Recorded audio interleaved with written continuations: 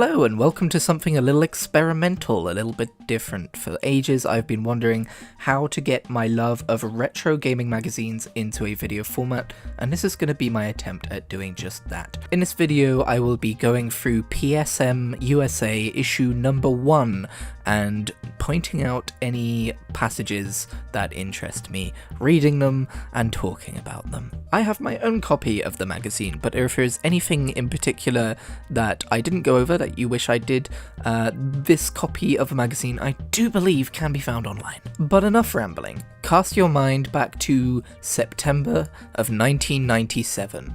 Picture yourself going down to the corner shop maybe, or whatever the American equivalent is, because this is of course an American magazine. Sitting there on the magazine shelf is a picture of a anime looking dude with a very large sword jumping out at you and the letters PSM, and you think to yourself, yeah, I could go for a gaming magazine. I'd like to hear more about this Final Fantasy VII. I want to hear more about Crash 2, Gex 2, Blasto. There's a free sticker inside. They've got every cheat code known to man.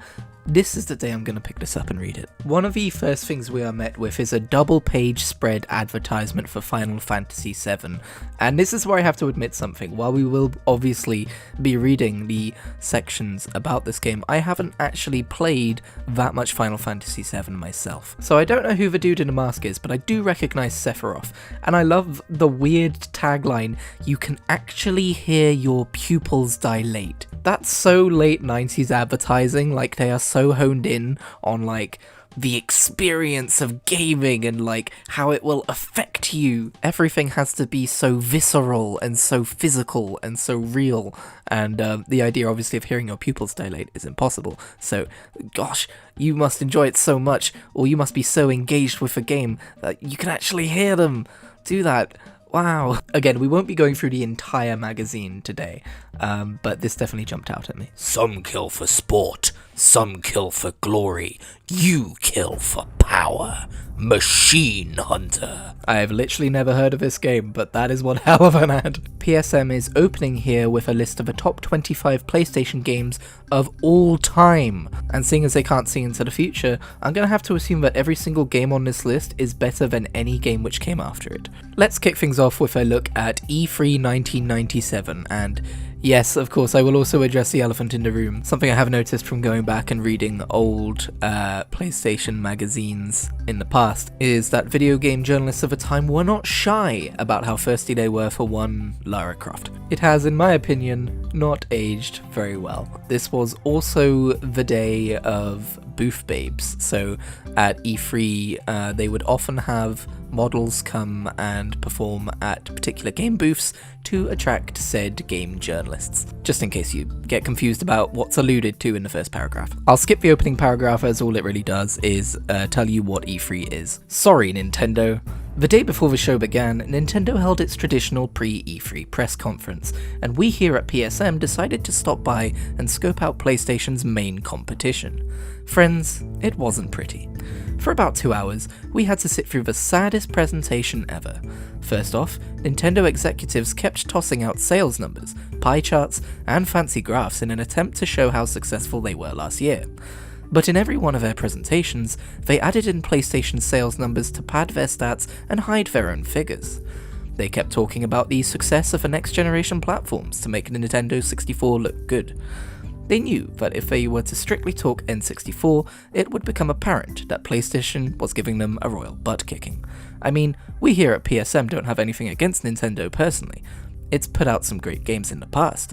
Let's just say that right now, we're really glad we bought PlayStations. So yeah, as you can see, and young'uns may be surprised, the console wars were alive and well long before the Xbox even existed. It's also extremely biased, and we are not given any context about Nintendo adding in PlayStation's numbers to pad out their own. I get the sense that they were probably just doing like a comparison thing to try and make Nintendo sound good, and the games journalists got confused. Sony's best ever lineup of first-party games: Now that we've gotten the ugly stuff out of the way, let's talk about where the real action was. Sony's booth, of course.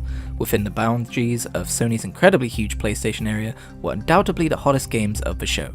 Playable versions of the US Final Fantasy VII and Parappa the Rapper were shown for the first time, and they were big crowd pleasers for the duration of the show.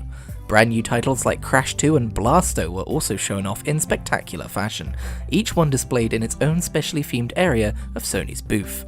A quick jog upstairs led to Sony's Sports Bar, where you could grab a drink and check out the 98 versions of NFL Game Day 98, NHL Face-Off, and MLB 98. Finally, the entire area was covered with rows of other playable games. These included big-name titles like Jet Moto 2, as well as unheard-of new games like Exodus, Sony's new action mech game.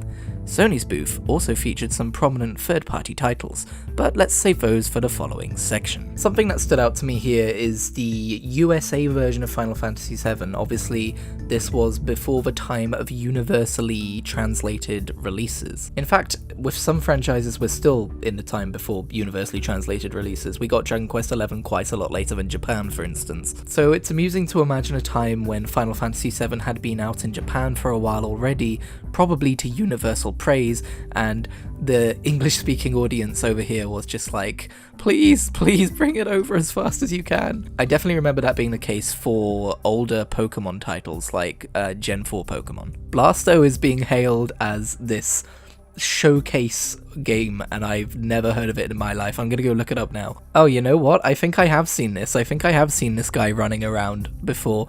I'm assuming it wasn't super well received. Yeah, looks like Blasto got 5 out of 10s across the board. Let me know in the comments if you ever played Blasto and if it's worth a look. Also, Jet Moto 2 is apparently a very big release. Can't say I've ever heard of that either, but given that it's more of like a you might want to call it a sports game, more of like a racing game. Those titles don't tend to hold much staying power in history anyway, unless they're massive franchises like Gran Turismo or Forza. The most and the strongest third-party titles. While Nintendo and Sega both suffered miserably from a third-party drought, nearly every publisher at the show had something new on display for PlayStation.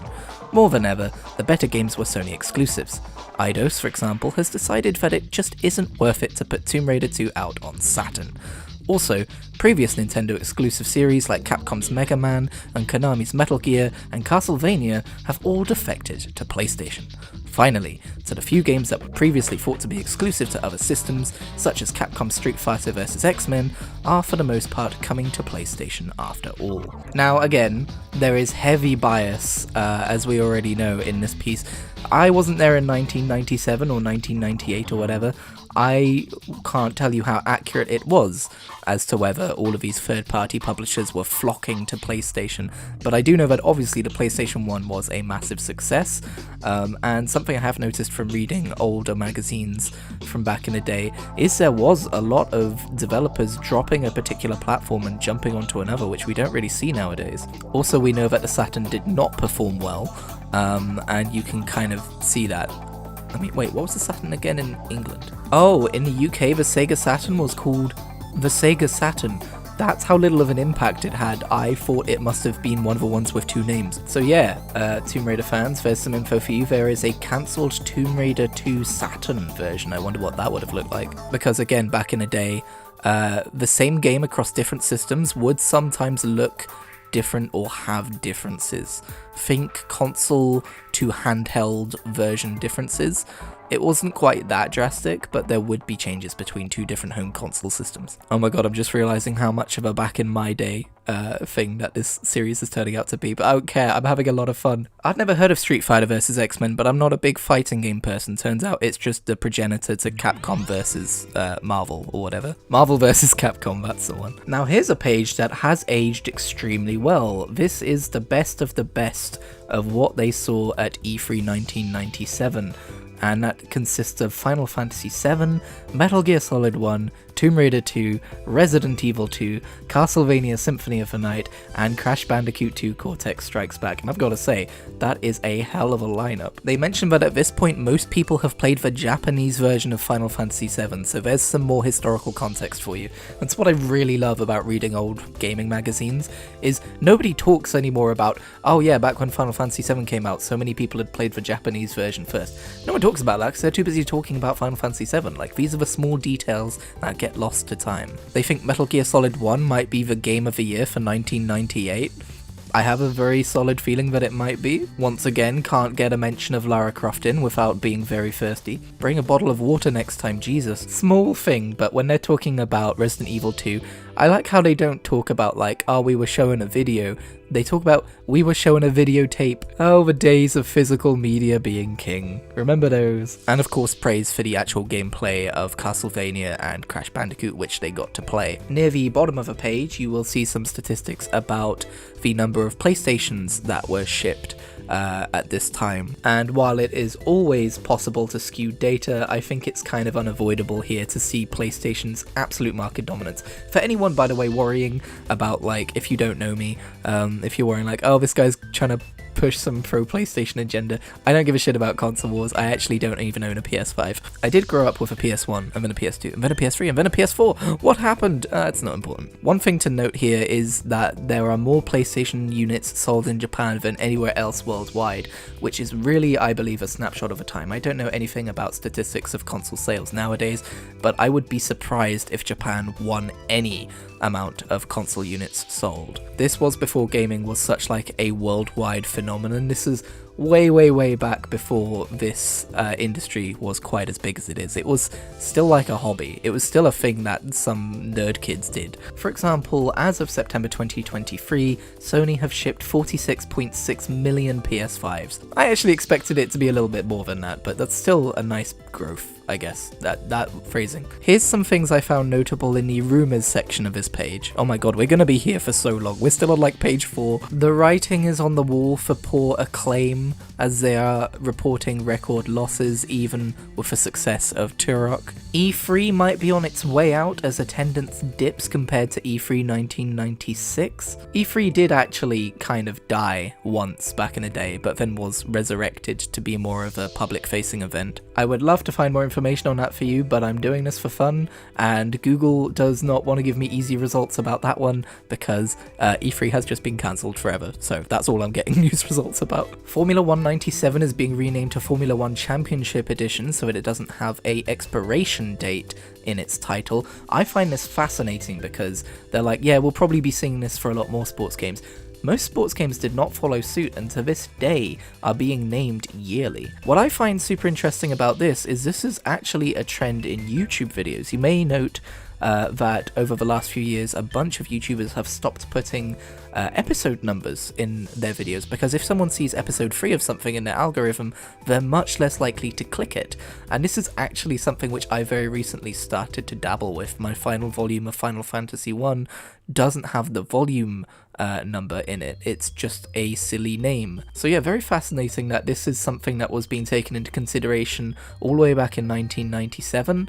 And this was before algorithms were really a thing, and this also didn't take for most sports games. Maybe Formula 1 Championship Edition didn't sell as well as they wanted, and they attributed that to like people not knowing that it was the latest year's release. There's a bunch more rumours on here and on the next page, but the final one which stood out to me was that a company called Interact planned to release a dual analog stick controller before PlayStation would be able to release theirs. I was 2 years old in 1997, so I don't remember any of this, but if you had an Interact third-party PlayStation controller, then I guess that would probably be why, but I have never heard of this. I have never heard of the company Interact, so I don't think Sony really had much to worry about on this front. Now this next page is interesting because you may remember this is 1997, but they're already starting to ruminate on the next PlayStation. Part of me thinks this is because this is kind of before the modern console cycle was really established.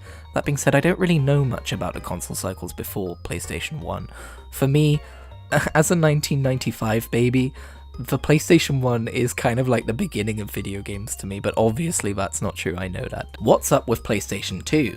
Everyone wants to know, when will Sony decide to upgrade? A lot of rumours have been circulating recently about a possible new PlayStation console. While Sony has denied its existence, the so-called PlayStation 2 is still getting a lot of attention from both gamers and media.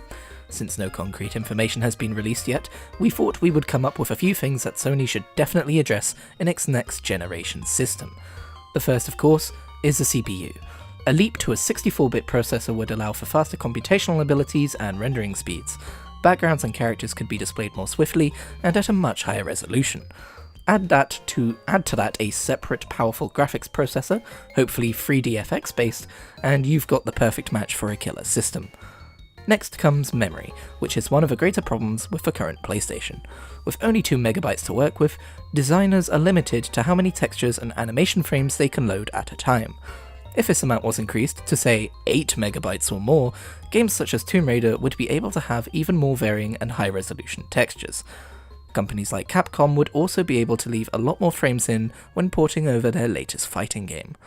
Since Sony is having such a great success with CD-ROMs, there is no point in not continuing to use them. The double-speed drive of the current model will certainly have to be upgraded, possibly by a quad-speed model. If Sony is smart, it'll try to get the fastest drive possible. An 8x model would do wonders for loading times, and it would let larger amounts of game data be transmitted on the fly. If the size of a CD-ROM buffer can be increased as well, then now loading screens would definitely become a thing of the past.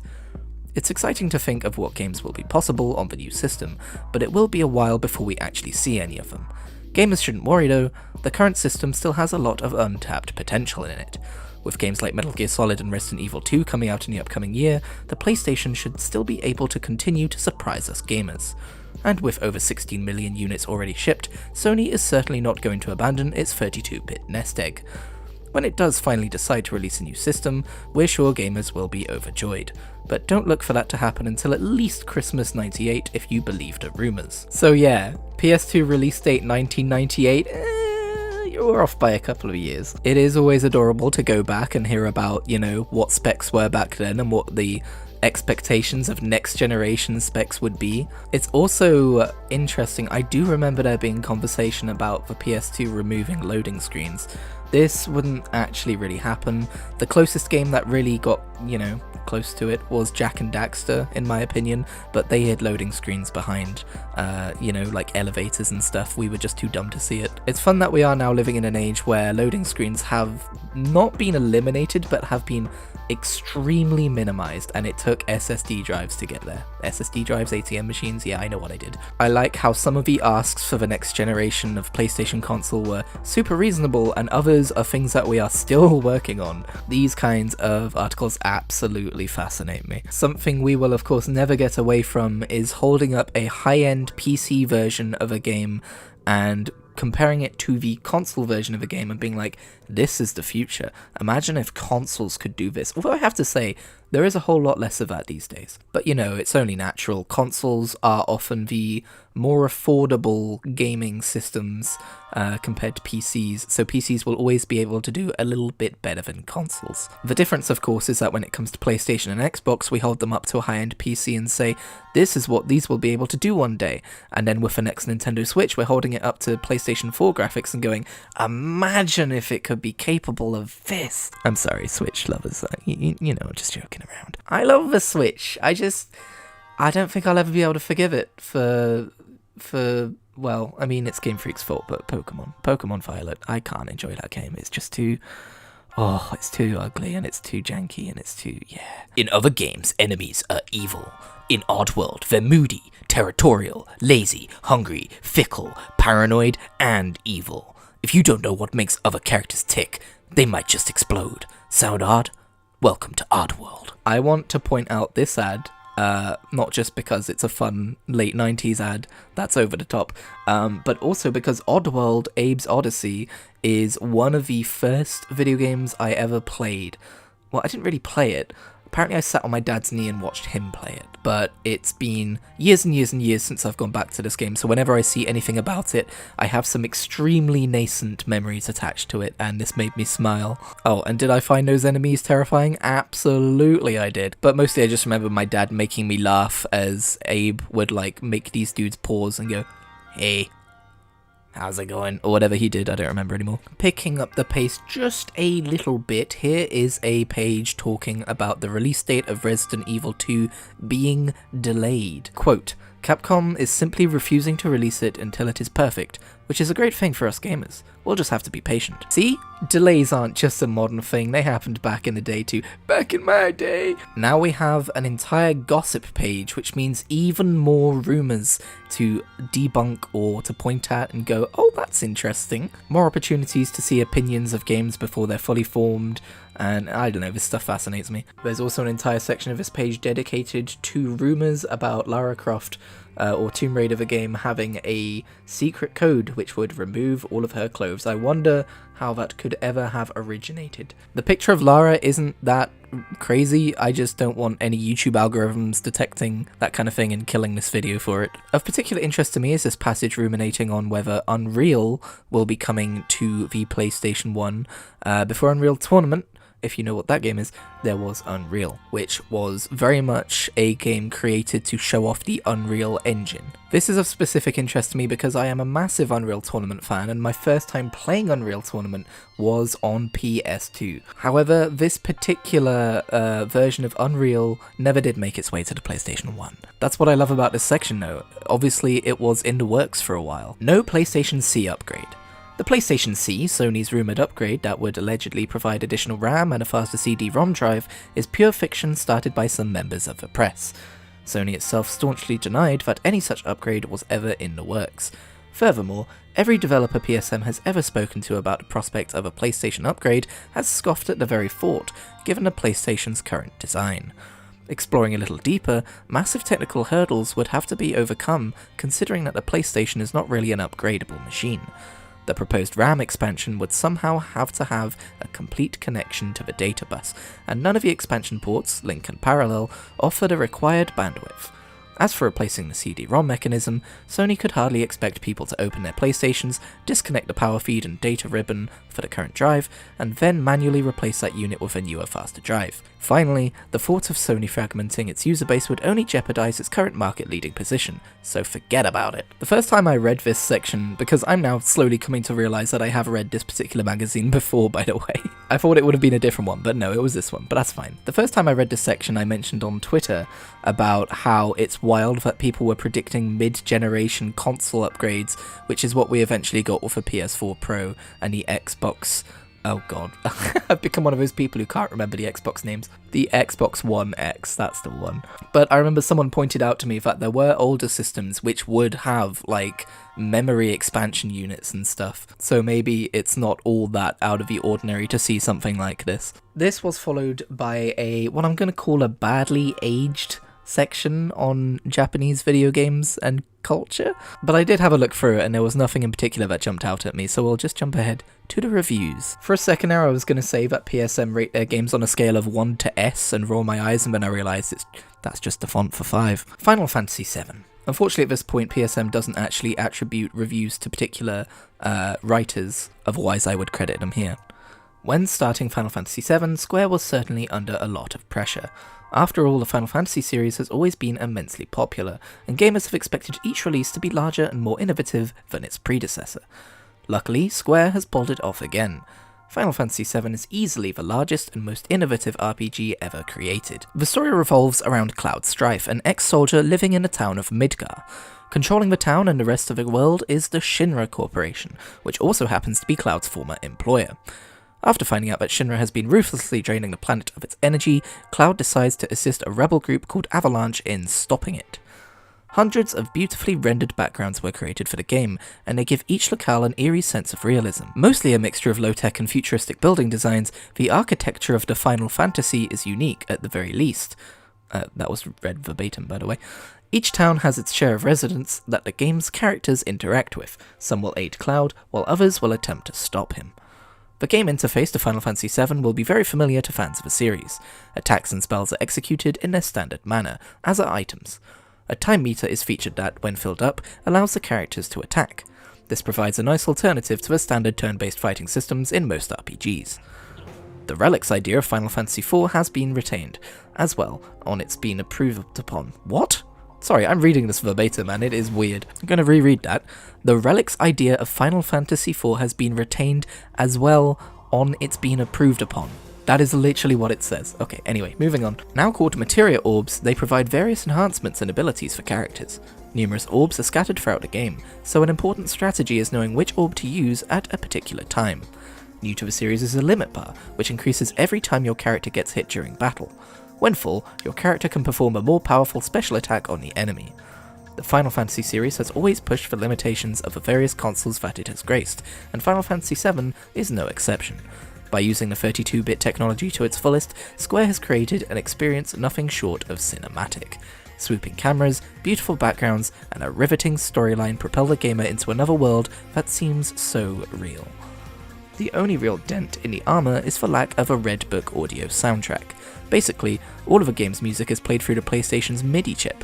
While adequate, this doesn't seem to do the game justice. Regardless, with over 50 hours of gameplay spanned over 3 discs, this latest installment of the series is certainly the best. It definitely deserves a place of honour in every PlayStation owner's collection. The graphics are heavenly, the music is classic Final Fantasy VII orchestra, the concept redefines RPGs. I'll play it for months with no sleep.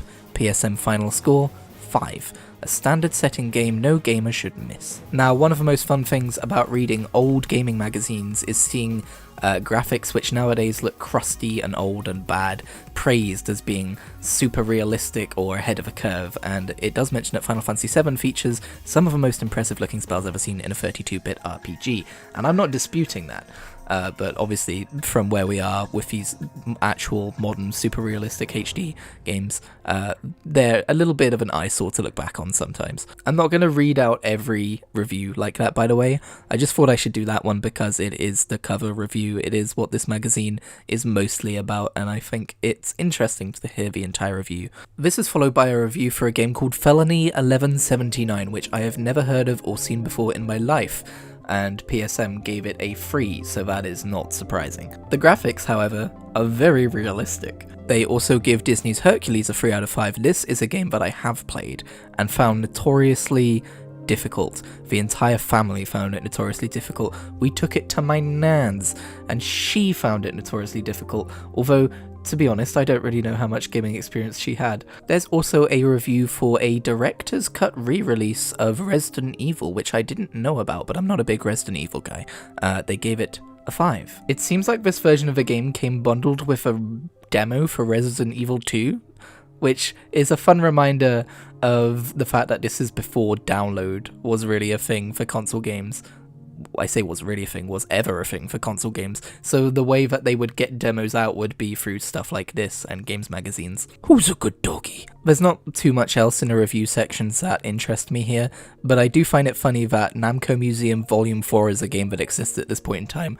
Already they are starting to release arcade classics in like bundled console editions. They're still doing that shit. Sounds like Bink Bonk. Okay, here's the deal. We are at page 28 out of 121. Actually, no, we're not. We're at page... the last one I showed you was 24. So there's still a lot of this magazine to go. But I think we've got enough content here for a video. That's the review section and the E3 section, and most of the stuff that I found interesting at the start of this magazine. If this video does well, if you would like more, I am happy to continue through this issue of this magazine.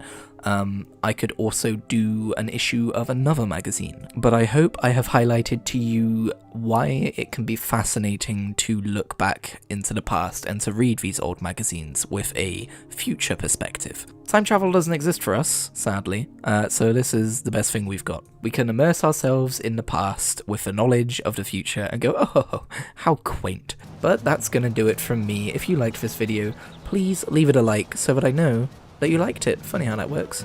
I will see you in whatever I make next.